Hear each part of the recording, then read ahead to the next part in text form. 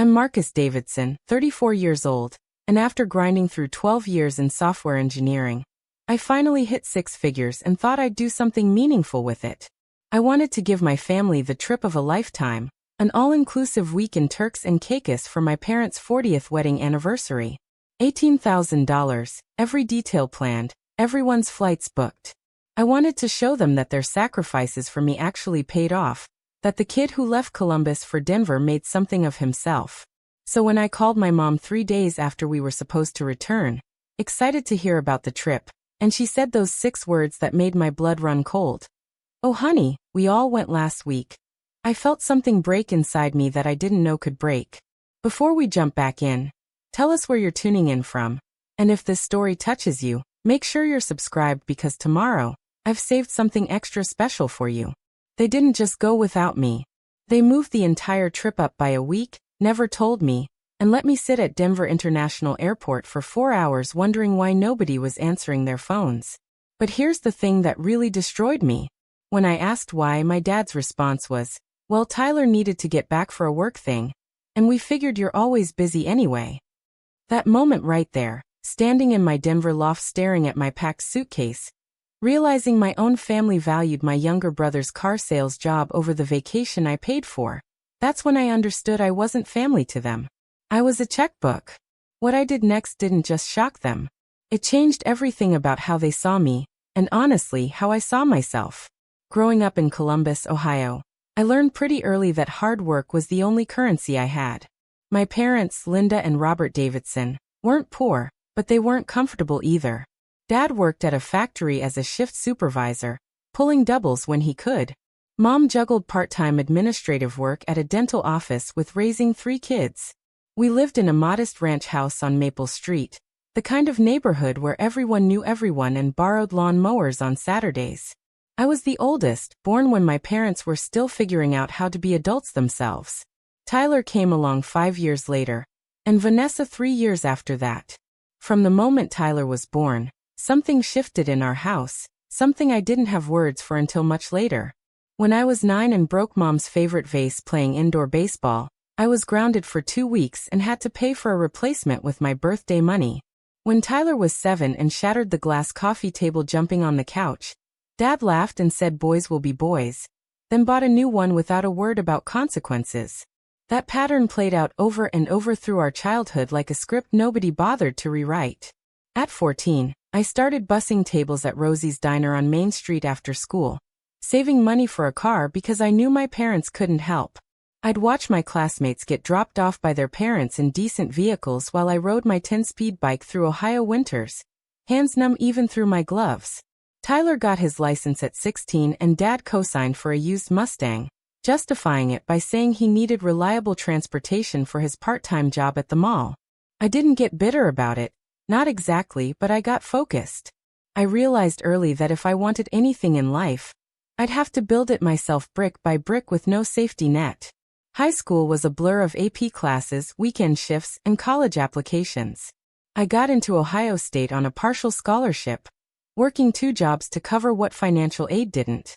My parents came to my graduation, proud and teary, but when it came time to help me move into my dorm, Dad had to help Tyler with something for his football tryouts. Mom apologized, saying they'd visit soon, but that visit never came freshman year. Tyler coasted through high school on charm and decent grades, playing varsity football and dating cheerleaders. Teachers loved his easy smile and quick wit. He got into Ohio State too, but dropped out sophomore year, saying college wasn't his thing. Mom cried for a week, but Dad shrugged it off, saying not everyone's meant for school. Tyler bounced between jobs, selling phones, then gym memberships, then eventually landing at a car dealership where his personality actually worked in his favor. Vanessa, 8 years younger than me, grew up watching Tyler get away with everything and learned to work the same system. She was the baby, the one who could do no wrong.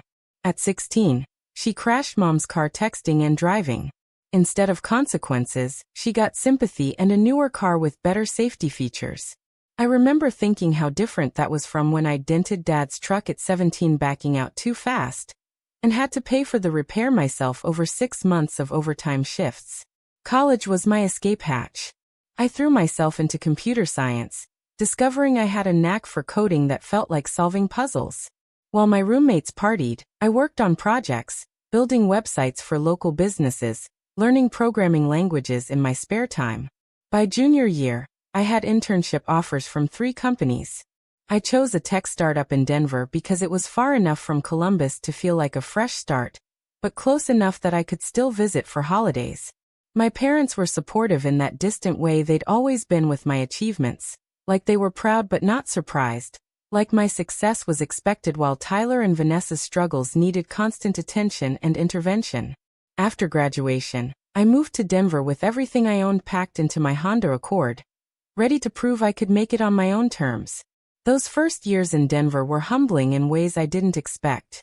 The tech startup paid decently, but Denver's cost of living ate through my salary. I rented a tiny studio in a sketchy part of town, lived on ramen and peanut butter sandwiches, and poured every spare moment into learning and growing. I watched colleagues who came from Money Network at expensive happy hours while I stayed late at the office, teaching myself new frameworks and systems. By 28, I'd switched companies twice, each time negotiating higher salaries and better positions. I moved into a real apartment, 1 bedroom with actual space, in a better neighborhood. I started dating Emma Clark, an architect I met at a coffee shop near my office. She was ambitious like me, driven, someone who understood that success meant sacrifice. My visits home to Columbus became less frequent, not because I didn't care, but because every time I went back, I felt like I was stepping into a time capsule where nothing changed and nobody really saw me. Tyler was still bouncing between sales jobs, still living in mom and dad's basement rent-free at 26. Vanessa had graduated with a communications degree but couldn't find steady work, so she freelanced doing social media for small businesses while living at home and contributing nothing to household expenses. Mom would update me on their lives during our weekly phone calls, her voice always tinged with worry about Tyler's latest job switch or Vanessa's lack of direction. When she asked about my life, it felt perfunctory, like she was checking a box before getting back to the real concerns. At 30, I got promoted to senior software engineer at an established tech company, and my salary jumped to 6 figures for the first time. I remember staring at my offer letter in disbelief, doing the math on what this meant for my life. I could actually save money. I could travel. I could breathe without constantly calculating expenses. I upgraded to a loft in downtown Denver with exposed brick walls and huge windows overlooking the city. I bought furniture that wasn't from thrift stores. I took Emma to nice restaurants without checking my bank account first. For the first time in my life, I felt like I'd actually made it, like all those years of sacrifice and grinding had paid off. I called Mom to share the news, expecting excitement, maybe even some acknowledgement of how far I'd come from that kid bussing tables at Rosie's Diner. She was happy for me, genuinely, but within 5 minutes, the conversation shifted to Tyler losing another job and could I maybe help him with rent for his new apartment because he'd finally moved out and was trying to be independent. I sent Tyler $1,000 that week, telling myself it was what family did. Over the next few years, those requests. Preparing and narrating this story took us a lot of time, so if you are enjoying it, subscribe to our channel. It means a lot to us. Now back to the story. Became a pattern. Vanessa needed help with her car payment. Tyler's apartment required a security deposit he didn't have. Mom's medical bills from a minor surgery weren't fully covered by insurance. Dad's truck needed expensive repairs. I said yes every time because saying no felt impossible. Felt like I'd be proving I was selfish, proving that success had changed me into someone who forgot where he came from. Jake Morrison, my best friend from college who'd also moved to Denver, called me out on it one night over beers. "Man, you know they're using you, right?" he said, and I defended my family instinctively, but his words stuck with me. Deep down, I knew he was right. I knew I was the family ATM, but I didn't know how to stop being that without becoming the bad guy. Last October, during one of our weekly calls, Mom mentioned that their 40th wedding anniversary was coming up in June. 40 years, she said wistfully. Your father and I never thought we'd make it this far. Something in her voice got to me. Despite everything, despite the favoritism and the imbalance, these were still my parents. They'd done their best with what they had, even if their best hadn't always felt fair.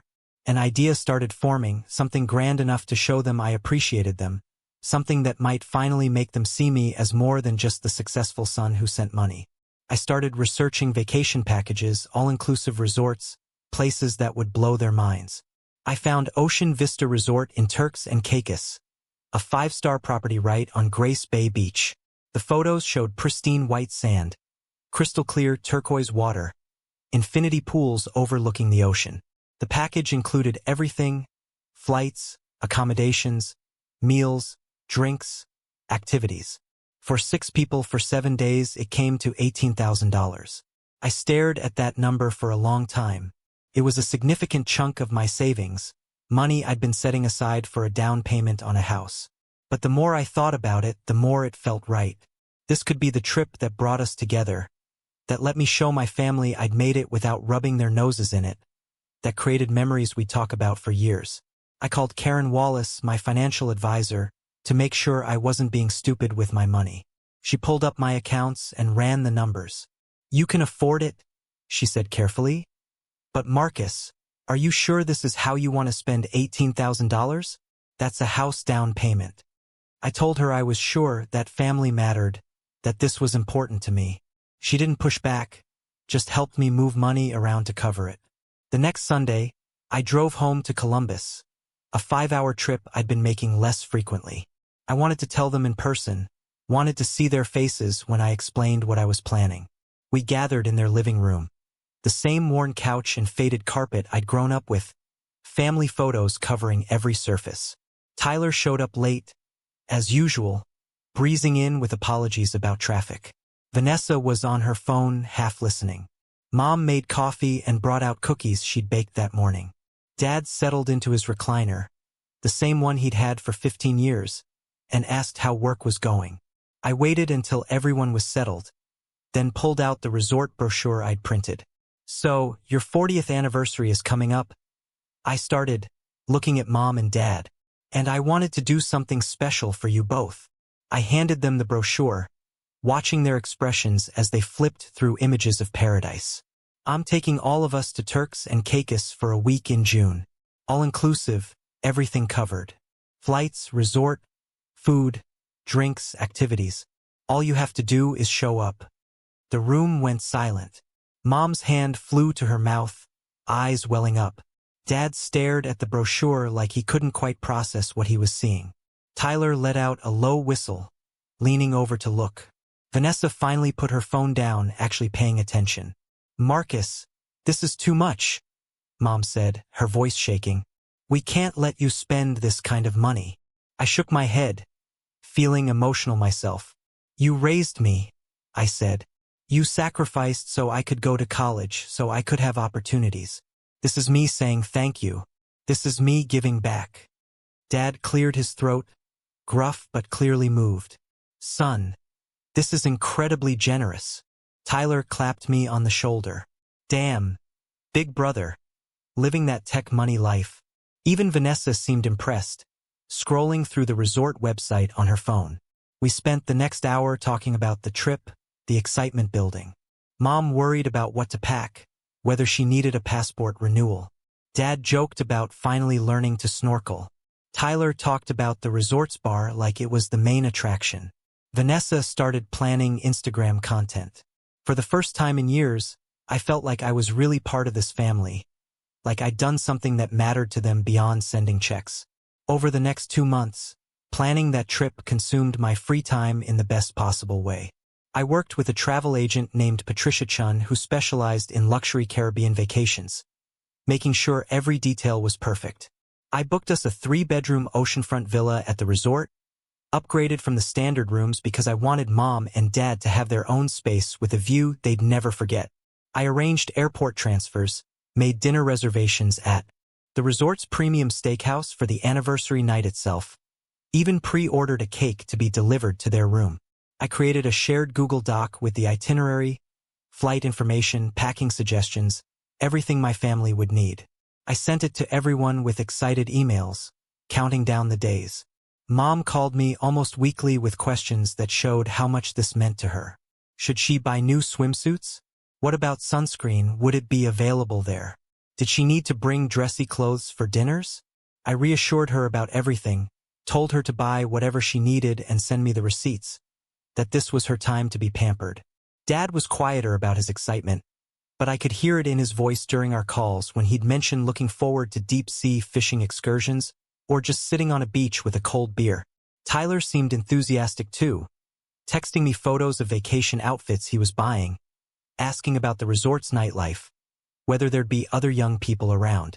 I indulged his questions even though part of me worried he'd treat this like a spring break party instead of a family celebration. Vanessa was in full content creator mode, talking about the photos she'd take, how this would elevate her Instagram presence, whether the resort had good lighting and aesthetic spots. I bit my tongue when she asked if I could upgrade her room to get better backdrops, reminding myself this trip was about bringing everyone together, not about who appreciated it most. In early May, about 6 weeks before departure, I flew back to Columbus for Mother's Day weekend. I'd bought Mom a leather travel journal, something nice she could use to document the trip, write about the experience. We had dinner at Giovanni's, this Italian place that had been a family favorite since I was a kid. Over pasta and wine that I paid for, we talked more about the vacation. Tyler mentioned he'd requested time off from the dealership, that his manager wasn't thrilled but approved it. Vanessa showed us a Pinterest board she'd created with outfit ideas and photo concepts. Dad talked about wanting to try the resort's golf course, something he never got to do in Columbus. The conversation felt warm, connected, like we were actually functioning as a unit instead of our usual fragmented dynamic. Mom reached across the table and squeezed my hand, her eyes wet. "I don't know what we did to deserve a son like you," she said, and for a moment, I felt seen in a way I hadn't since childhood. Tyler raised his wine glass in a toast. "To Marcus, the family MVP, making dreams happen." We all clinked glasses, and I felt this swell of emotion, this sense that maybe all the years of feeling like the outsider were behind us, that this trip would reset our relationships onto better ground. I flew back to Denver that Sunday night feeling lighter than I had in months, energized by the thought that in just over a month, we'd all be on a beach together creating the kind of memories that actually mattered.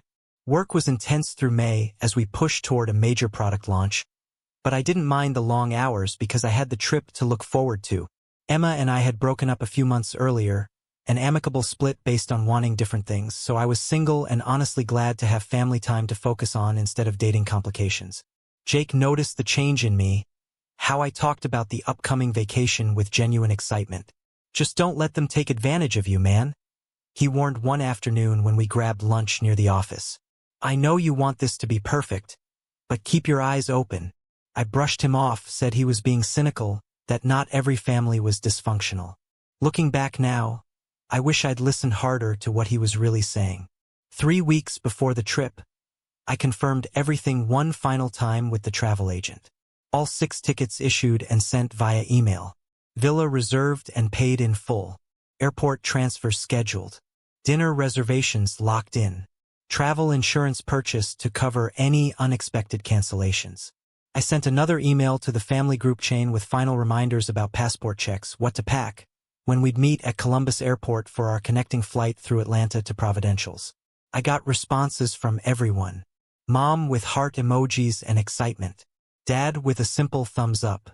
Vanessa asking again about room upgrades, which I ignored. Tyler confirming he was all set and ready to party. Everything seemed aligned, seemed perfect. 2 weeks out, I called Mom on a Tuesday evening, my usual check-in time. She sounded distracted when she answered, voices in the background. "Oh, Marcus. Hi, honey. Can I call you back? We're just in the middle of something here." I said, "Sure. No problem." Figured they had dinner guests or were watching something on television. She didn't call back that night, which was unusual, but I didn't think much of it. The next day at work, I was deep in code when my phone buzzed with a text from Tyler.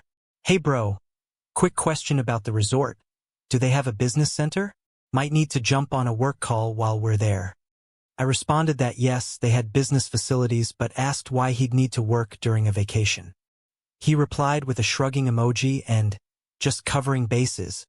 New position wants me accessible." That pinged something in my awareness, a small warning bell, but I rationalized it away. Tyler was actually being responsible for once, thinking ahead about work obligations. That was growth, right? The following week, 10 days before departure, things started feeling off in ways I couldn't quite articulate. My calls to Mom went to voicemail more often than usual. When she did answer, conversations were brief, surface level, without the vacation excitement that had been building for months. I asked if everything was okay, if she was having second thoughts about the trip. No, everything's fine, sweetie, she said quickly. Just busy with some things here. You know how it is. I didn't know, actually, because she was retired and her schedule was typically wide open, but I didn't push. Dad was similarly evasive when I called him directly, saying they were both fine, just had some family stuff to handle, nothing to worry about. Tyler stopped responding to my texts altogether. Vanessa's Instagram stories showed her out with friends, normal life continuing. No mention of the approaching trip that had dominated her content planning for weeks. I started getting this gnawing feeling in my gut, an anxiety I couldn't shake. I called Jake on my lunch break, pacing outside my office building in downtown Denver. They're acting weird, I told him. Like something's going on they're not telling me about. Jake was blunt in that way only best friends can be. Marcus, worst case scenario, what are you thinking? I didn't want to say it out loud, didn't want to manifest the fear that was building, but Jake pulled it out of me. I think they might be planning to cancel, I admitted, but that doesn't. Makes sense, everything's paid for, non-refundable. They'd be throwing away $18,000. Jake was quiet for a moment. Or they're planning something else entirely, he said. Look, I'm not trying to make you paranoid, but your family has a history of not valuing your contributions. Just be prepared, okay? That conversation stuck with me all week. I tried calling Mom again that Friday, 5 days before we were supposed to leave. Straight to voicemail. I texted the family group asking everyone to confirm they had their passports ready and bags packed. Radio silence. By Sunday, 3 days out, I was genuinely worried something had happened. I called my Aunt Deborah, Mom's sister who lived across town from my parents in Columbus. Deb and I had always gotten along well. She was the one family member who seemed to see the dynamics clearly and didn't participate in the Tyler and Vanessa favoritism. Deb, have you talked to Mom lately? I asked after the usual pleasantries. I can't seem to reach anyone, and we're supposed to leave for Turks and Caicos in 3 days. There was a pause on the line, the kind of heavy pause that means someone knows something they don't want to tell you. Oh, Marcus, she said finally, her voice careful. I thought you knew. My heart started pounding. Knew what? Another pause. Maybe you should call your mother, honey. This isn't really my place to say. I pressed her, feeling panic rising in my chest. Deb, please, what's going on? Is someone sick? Did something happen? She sighed deeply, and I could picture her in her kitchen, weighing whether to break whatever family confidence she was keeping. They left yesterday, she said quietly. For the vacation. Your mom called me from the airport. They were all so excited, heading to the island. The words didn't make sense at first, like she was speaking a language I didn't understand. What do you mean they left yesterday? We leave Wednesday. Our flights are Wednesday morning from Columbus. Deb's silence was answer enough, but she spelled it out anyway, her voice full of sympathy. Marcus, they changed the trip. They moved it up a week. I assumed you knew that you'd changed the dates with them. Your mom said something about Tyler's work schedule, that this week worked better for everyone. I stood frozen in my Denver loft, phone pressed to my ear, trying to process what I was hearing. They changed the trip. They moved it up a week. Without telling me. The person who paid for it. The person who planned every detail. They took my $18,000 gift and rearranged it to suit Tyler's work schedule, then left without me, without even a phone call to explain. Marcus, are you still there? Deb's voice sounded far away. I'm here. I managed my voice hollow. Did they say anything else? Did they mention me at all? Deb hesitated. Your mom said you'd understand, that you're always so busy with work anyway, that it worked out better this way because you wouldn't have to take time off. The implication that my time, my schedule, my presence was less important than making sure Tyler could make his car sales quotas hit me like a physical blow. Thanks for telling me, Deb, I said, struggling to keep my voice steady. I appreciate your honesty. After we hung up, I just stood there in my living room. staring out at the Denver skyline as the sun set, my packed suitcase sitting by the door like a monument to my stupidity. The anger came in waves. First there was the hot, immediate rage at the betrayal, at the sheer audacity of taking a gift I'd saved for, and rearranging it without consultation. Then came the deeper, colder anger at myself for being surprised, for not seeing this coming, for thinking that $18,000 could buy the respect and consideration I'd never gotten for free. I opened my laptop and checked my email, searching for any communication I might have missed. Nothing. I looked at the family group text chain. The last message was mine from 5 days ago asking about passports. No responses. I went to Facebook, something I barely used anymore, and there it was. Vanessa had posted 6 hours ago from Providencial's International Airport, a selfie with Mom, Dad and Tyler in the background, caption reading surprise vacation mode activated. Thank you universe for this blessing. Thank you universe. Not thank you Marcus. The universe. Like this trip had manifested out of cosmic generosity instead of my bank account. I scrolled through her subsequent posts, each one twisting the knife deeper. Photos of them checking into the Ocean Vista Resort, the same 3-bedroom villa I'd specifically requested. Mom and Dad on their private balcony overlooking the beach, cocktails in hand, both of them grinning like lottery winners. Tyler at the infinity pool, sunglasses on, arms spread wide in that classic vacation pose. Vanessa's photo dump from dinner at the premium steakhouse I'd reserved for their anniversary night. Plates of lobster and filet mignon. The same anniversary cake I'd pre-ordered sitting on the table with Happy 40th Anniversary Linda and Robert, written in frosting. They were living my gift, the vacation I'd planned for months, the experience I'd wanted to share with them.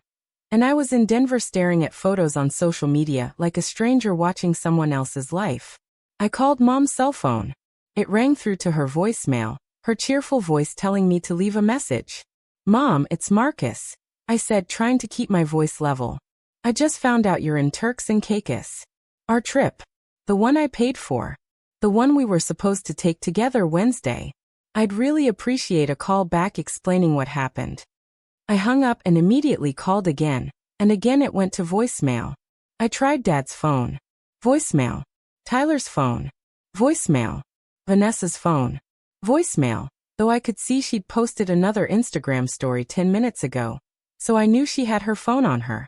The realization that they were actively ignoring me, that they knew I'd found out and were choosing to continue their vacation without acknowledgement or explanation, sent me into a spiral I hadn't experienced since my early 20s when I'd felt most alone in the world.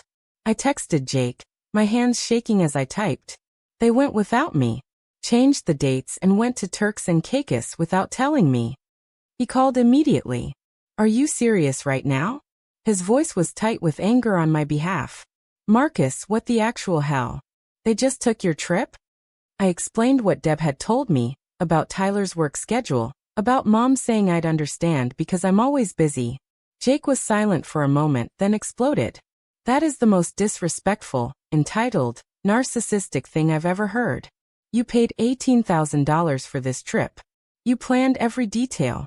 And they couldn't even call you to discuss changing the dates? Hearing Jake's outrage helped somehow. Validated that my feelings weren't an overreaction. That this was genuinely messed up. What do? I asked him, feeling lost in a way I hadn't since I was a broke college kid trying to figure out how to pay rent. Do I just let it go? Pretend this didn't happen? Jake's response was immediate and firm. Absolutely not. You document everything, every text, every social media post, every receipt. And when they get back, you confront them with all of it. But Marcus, man, I'm going to say something you might not want to hear. I braced myself. They're showing you who they are. This isn't going to get better. This trip was supposed to be your big gesture, the thing that brought you together. And they turned it into proof that you're not really part of their family unit. You're the ATM. You're the success story they trot out when convenient, and ignore when you're inconvenient. You need to accept that and decide what you're going to do about it. His words cut deep because they were true. Every excuse I'd made for them over the years, every rationalization about family loyalty and doing the right thing, it all crumbled in the face of this ultimate dismissal. They didn't see me as a son, a brother. a family member worth basic consideration. They saw me as a resource to be managed and utilized. I spent that entire Sunday night scrolling through social media posts, screenshotting everything. Vanessa's Instagram stories were a goldmine of evidence. Videos of them at the resort's beach party, mom dancing with dad, both of them looking happier than I'd seen them in years. Tyler doing shots at the swim-up bar, surrounded by other tourists, living his best life on my dime. Breakfast buffets, snorkeling excursions, spa treatments, every single thing I'd researched and planned for us to experience together. They were doing it without me. And the comments on Vanessa's posts made it worse. Friends asking how they afforded such a nice vacation. Vanessa responding with vague things like blessed, and family comes through and hard work pays off. Not one mention of me. Not one acknowledgement that this entire trip was a gift from the son and brother they'd left behind. By Monday morning, I'd barely slept. I went through the motions at work, attending meetings and writing code while my brain churned through scenarios. Part of me wanted to call the resort, cancel everything, leave them stranded in the Caribbean to figure out their own way home. But I'd paid in full and non-refundable, and besides, that kind of petty revenge wasn't who I was, even if they deserved it. Nicole Bennett, my manager at work, noticed my distraction during our one-on-one that afternoon. "Marcus, you've been off all day. Everything all right?" I hadn't planned to tell anyone at work, wanted to keep professional and personal separate, but Nicole had been a mentor to me for 3 years, someone whose judgment I trusted. The whole story came spilling out, the trip I'd planned, the $18,000, finding out they'd gone without me, all of it. Nicole listened without interrupting, her expression moving from surprise to disgust. "That's financial abuse," she said bluntly when I finished. "They manipulated a gift, violated your trust, and are now benefiting from your generosity while excluding you. This isn't just rude, Marcus. This is a fundamental betrayal." Hearing it framed that way, as abuse rather than just family dysfunction, shifted something in my perspective. "What would you do?" I asked her. Nicole leaned back in her chair, thinking. "I'd get everything in writing. Every communication you have with them from here on out, document it. And I'd consult with a lawyer about your options. You might not want to sue your family, but you should understand what legal recourse exists. Knowledge is power." That evening, I took her advice and called David Park, an attorney I'd met through work networking events. David specialized in contract law and financial disputes. I explained the situation over the phone, feeling embarrassed even as I laid out the facts.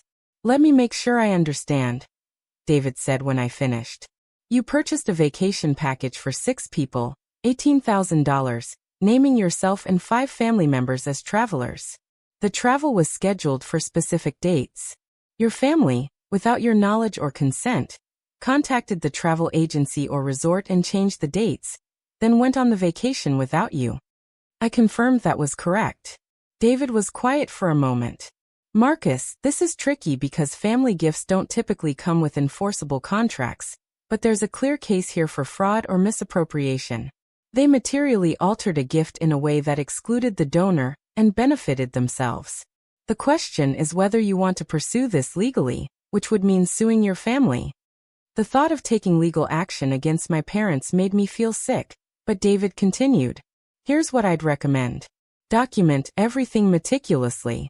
When they return, send a formal written communication outlining what happened and requesting reimbursement for the full amount.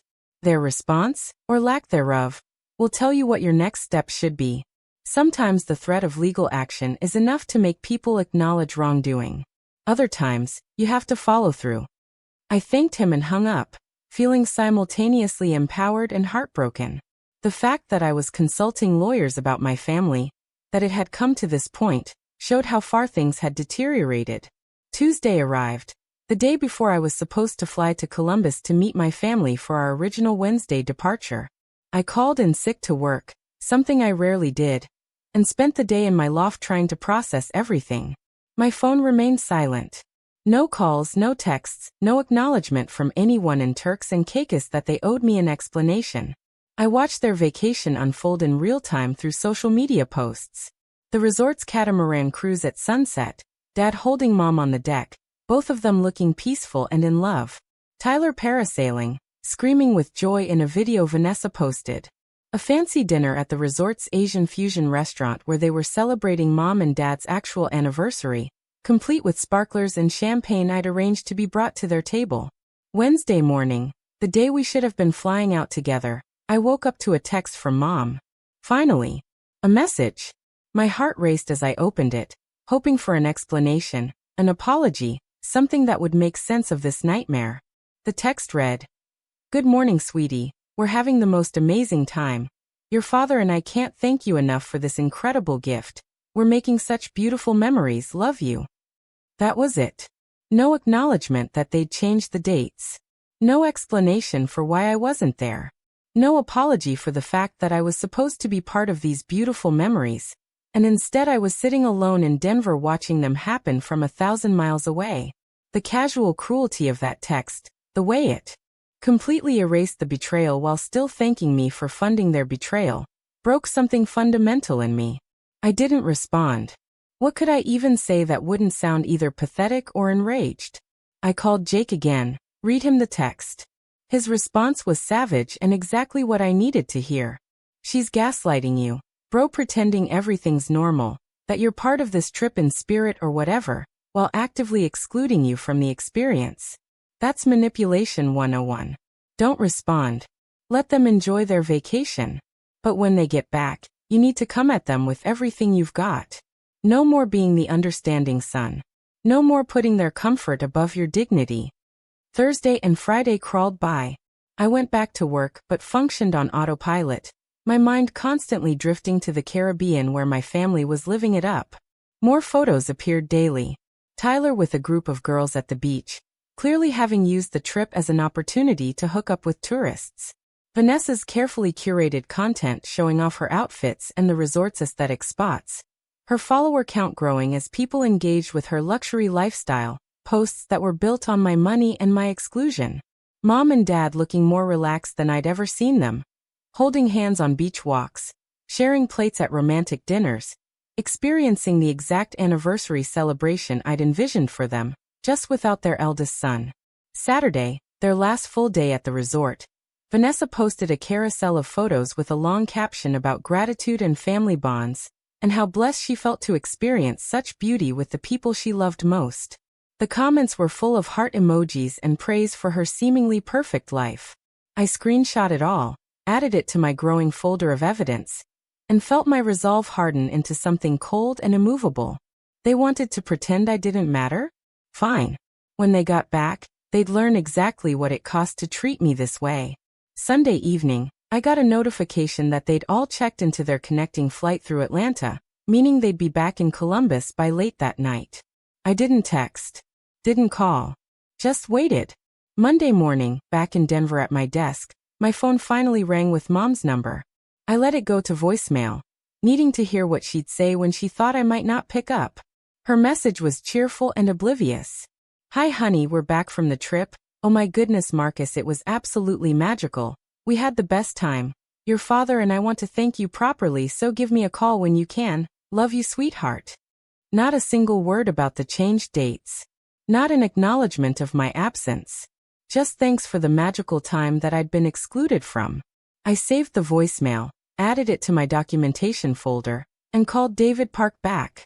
"They're acting like nothing's wrong," I told him. Like I was in on changing the dates, like everything's normal. David's response was measured and strategic. "Here's what we do. You draft a formal email, I'll review it, outlining the facts clearly and requesting full reimbursement. You send it certified mail as well, creating a paper trail. Their response determines whether we escalate to legal action. But Marcus, I need to ask, are you prepared to burn these bridges? Because once you send that communication, there's no going back to how things were." I thought about it for maybe 3 seconds. How things were meant being taken for granted, being valued only for my money, being excluded from the family I tried so hard to connect with. "Yeah," I told David. "I'm prepared. Those bridges are already burned. I'm just making it official." I spent Tuesday drafting the most professional email I'd ever written, treating my family like a client who'd breached a contract, because that's essentially what they'd done. David reviewed it 3 times, tightening the language, removing anything that sounded emotional or accusatory, keeping it purely factual.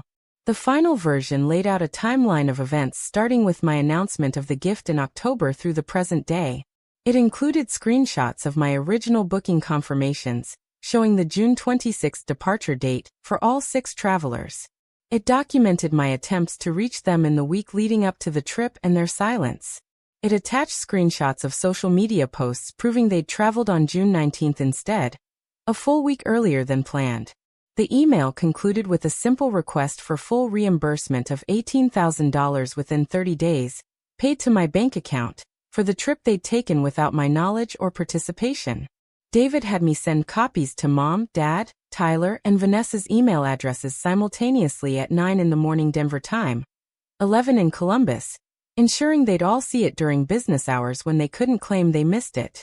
The email hit their inboxes at exactly 11:03 on Tuesday morning. I know because I'd requested read receipts, and I watched them come in one by one over the next hour. Mom opened hers at 11:17, Dad at 11:42, Tyler at 12:05, Vanessa at 12:38. And then nothing. No responses. No phone calls.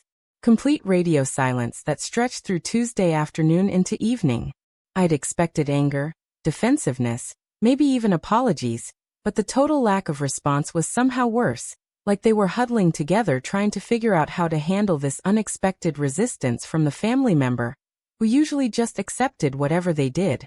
Wednesday morning brought the first crack in their unified silence.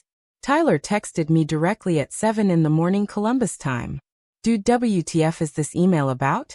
You're seriously asking us to pay you back for a vacation you gave us? That's messed up, man. Gifts don't come with strings attached.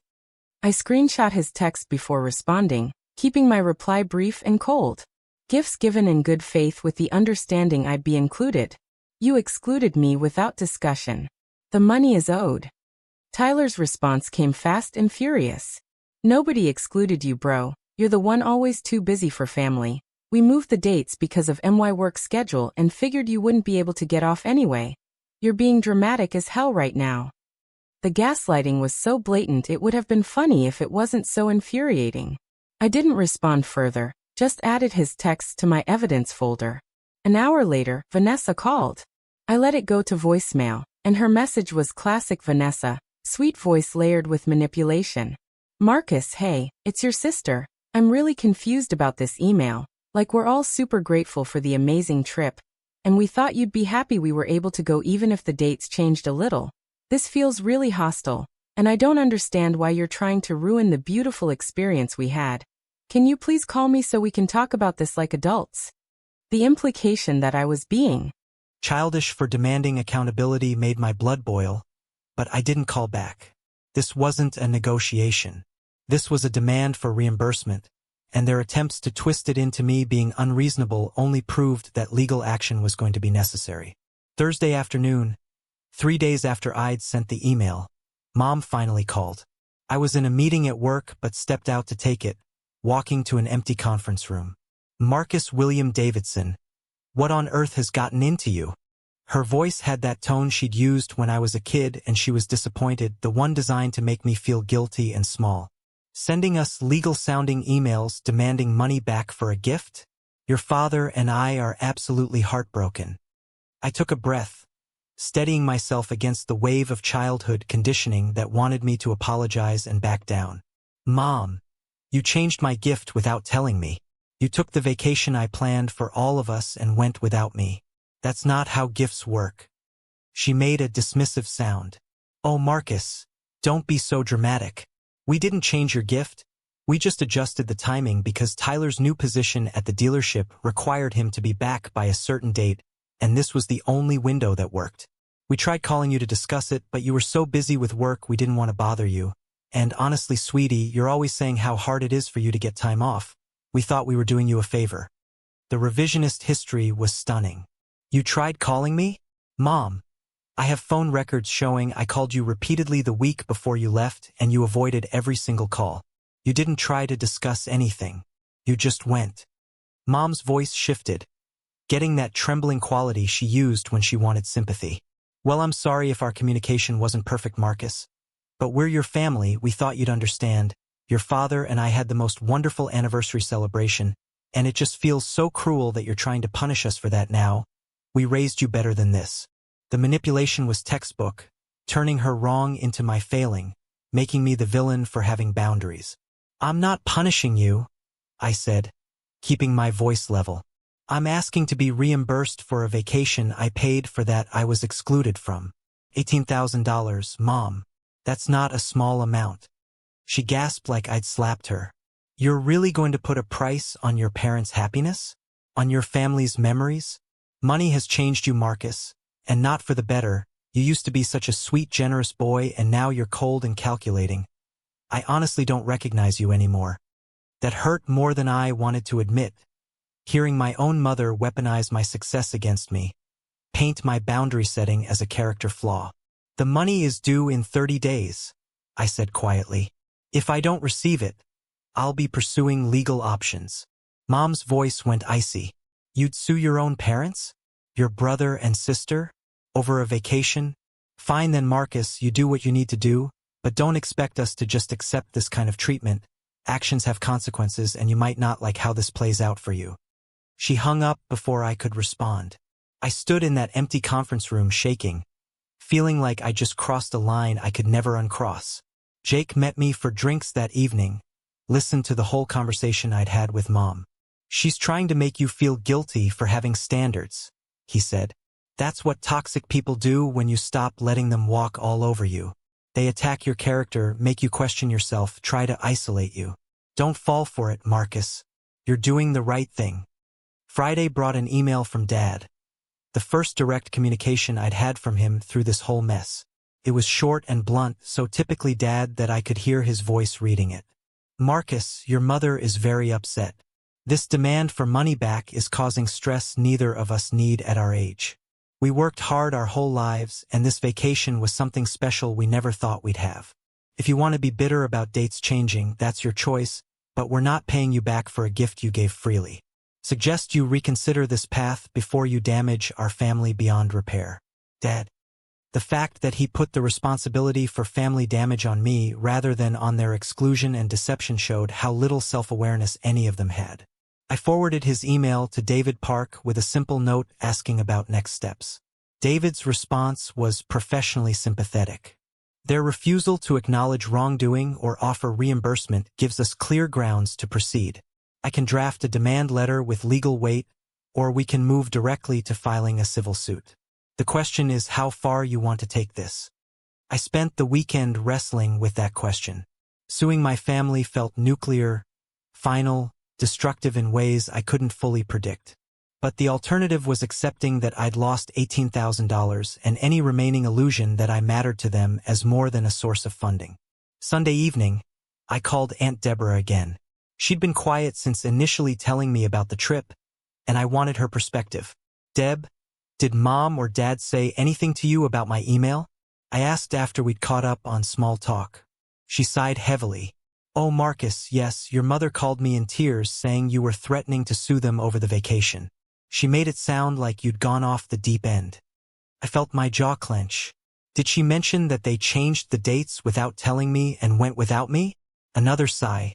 "She said there was a miscommunication about dates, but that you'd given them the trip as a gift, so the specific timing shouldn't matter. Marcus, I'm going to be honest with you because somebody in this family needs to be. What they did was wrong, deeply wrong, and I told your mother that when she called. But she's not going to admit it. None of them are. They've convinced themselves that you're overreacting, that asking for money back is worse than what they did. You're not going to get an apology or acknowledgement from them." Hearing it stated that plainly by someone inside the family confirmed what I'd already known but hoped wasn't true. "So what do?" I asked Deb. "You do what you need to do to protect yourself and your boundaries," she said firmly. "If that means legal action, then that's what it means. I love my sister, but Linda has always babied Tyler and Vanessa while taking you for granted. This is just the most extreme example of a lifelong pattern. Breaking that pattern is going to be painful, but Marcus, you deserve better than this. You deserve a family that values you for more than your bank account." We talked for another hour, Deb sharing observations about family dynamics I'd never fully processed, validating feelings I'd suppressed for years. When we hung up, I felt clear-headed for the first time since this nightmare began. Monday morning, I called David Park and told him to proceed with filing a civil suit against all four of them for the full $18,000 plus legal fees. The lawsuit was filed Wednesday in Denver County Court, naming Linda Davidson, Robert Davidson, Tyler Davidson, and Vanessa Davidson as defendants in a case of unjust enrichment and breach of implied contract. The process server delivered papers to my parents' house Thursday afternoon. Mom called me within 20 minutes, her voice shaking with rage and tears. "How could you do this to us, Marcus? Serving us with legal papers like we're criminals? Your father's blood pressure is through the roof. I'm having anxiety attacks, and you've destroyed our family over money. I hope you're proud of yourself." I didn't engage with the emotional manipulation. "You had 30 days to reimburse me. You refused. This is the consequence." She was sobbing now, genuine or performed, I couldn't tell anymore. "We don't have $18,000, Marcus. We're living on fixed income retirement. We can't afford this. You're going to financially ruin us, and for what? Pride? Revenge?" The irony of her saying they couldn't afford it when they just enjoyed an $18,000 vacation on my dime wasn't lost on me. "You should have thought about that before taking a vacation you didn't pay for," I said. "Get a lawyer, Mom. I'll see you in court." I hung up while she was still crying, feeling simultaneously powerful and completely hollowed out. Tyler called next, his voicemail venomous. "You're actually suing us? Your own family? Over a vacation you gave as a gift? That's psychotic, Marcus. We all knew you were uptight, but this is a new level. Hope that money is worth never having a relationship with any of us again because you just burned every bridge you had. Don't ever contact me again." Vanessa sent a long text instead of calling, paragraphs of accusations about me being materialistic and selfish, about weaponizing my success against them, about how she'd always defended me when people said I thought I was better than the family, but now she saw they were right. She ended with, "You're dead to me," and blocked my number. The finality of it should have hurt more than it did. But mostly I felt relieved that the pretense was over, that we could all stop pretending we had a functional relationship. Over the next 2 weeks, the family fracture became public. Aunt Deborah stayed neutral publicly but texted me privately with support. Other relatives called demanding to know why I was destroying the family. Most of them having only heard Mom's version where I was the unstable son suing over a generous gift gone slightly awry. I stopped explaining myself, stopped trying to defend my position to people who'd already decided I was wrong. The lawsuit moved forward with depositions scheduled for August. David Park was optimistic about our case. "They can't dispute the facts," he told me during a strategy session. "You paid for a specific vacation for 6 people on specific dates. They materially altered that gift to exclude you without permission. The social media evidence alone proves unjust enrichment.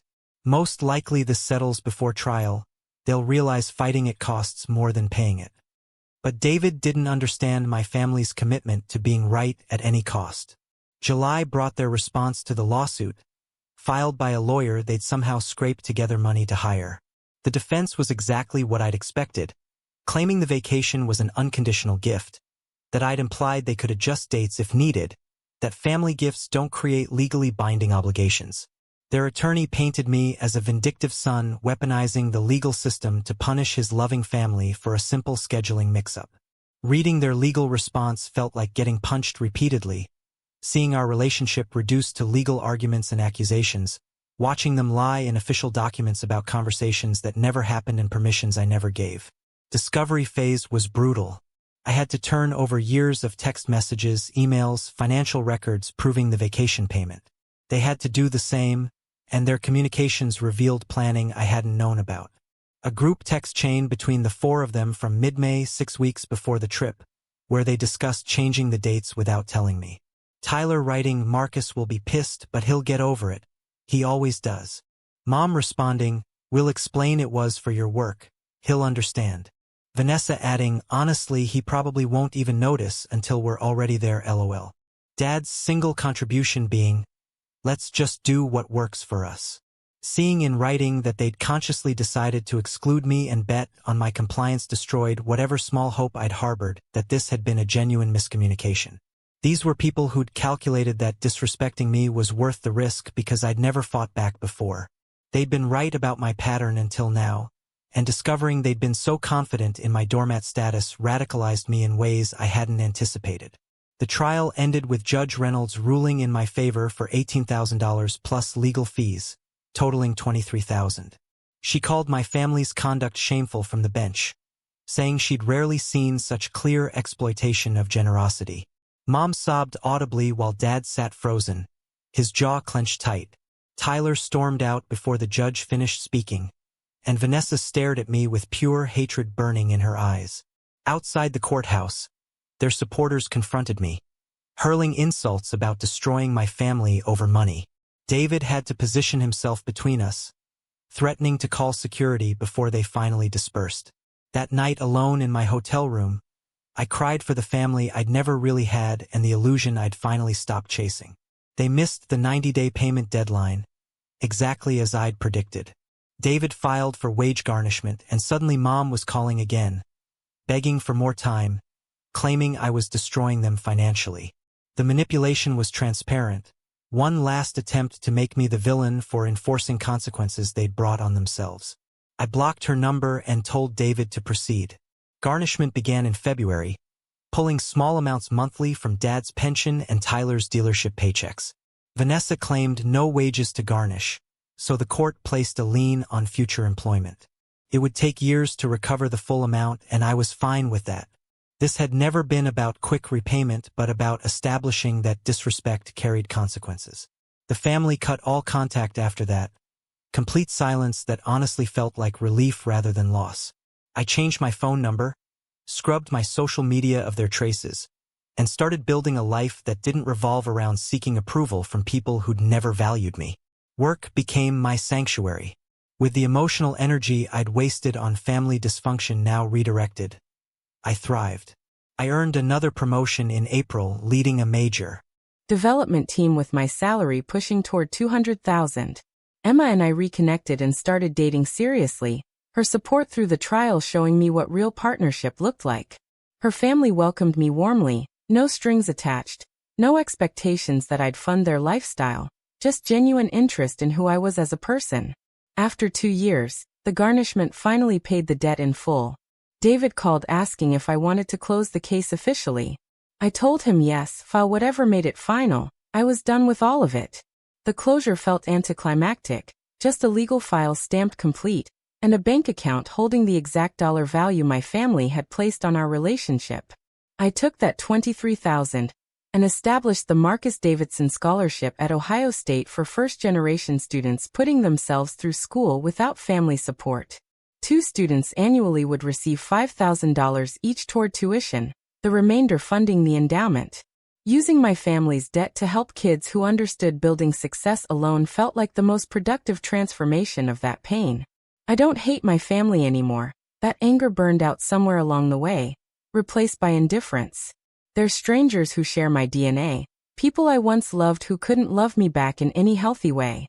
I'm engaged to Emma now, surrounded by chosen family who actually value me, and genuinely happy in ways I never was while bending myself into knots for scraps of approval. Sometimes losing everything you thought you wanted shows you what you actually need: your own self-respect and the understanding that you deserve better than conditional love. Up next, you've got 2 more standout stories right on your screen. If this one hit the mark, you won't want to pass these up. Just click and check them out.